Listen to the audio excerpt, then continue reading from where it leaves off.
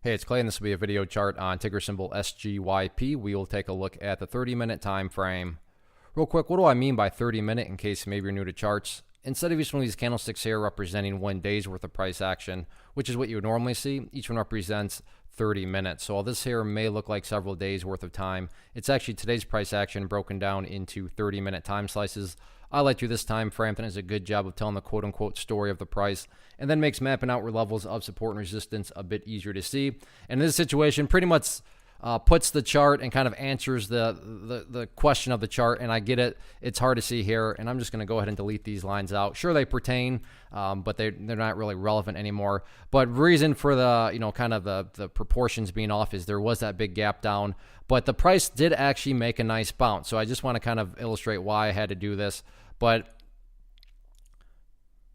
no doubt about it, price made a very nice bounce, but we now kind of have the answer to the logical question of, hey, you know what? That was a really nice bounce, but is there any sort of worthwhile strength behind it? Is there any sort of genuine momentum? Or is this just, in trader terminology, a dead cat bounce, meaning there isn't really any sort of true power and it's a fake bounce and it's going to, basically nothing's going to come out about it.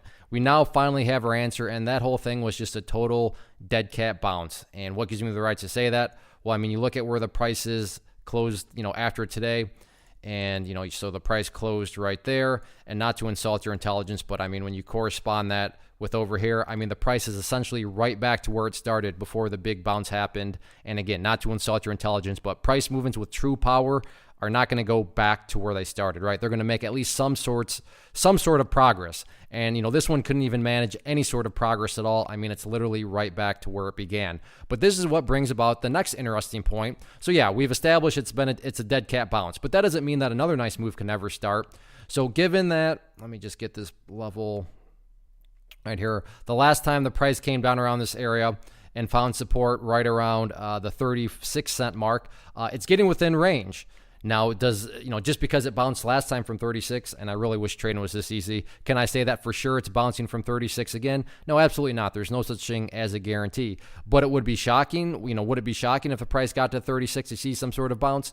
No, that wouldn't be shocking at all. But again, doesn't mean it's for sure going to happen. So a lot of stuff going on. The first kind of part, well, yes, that was a dead cat bounce confirmed. But now it's transitioning into looking into the future here and some potential opportunity. Yeah, 36 cents has proven it's got an ability to create some nice bounces. And if the price can get down there again, then yeah, who knows? Maybe another nice bounce will be around the corner. We shall see.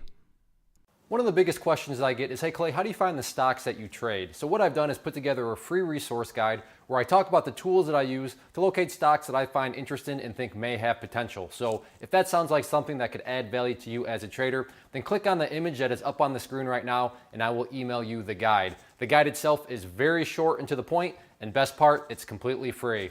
Thanks for watching the video. Let me know if you have any questions.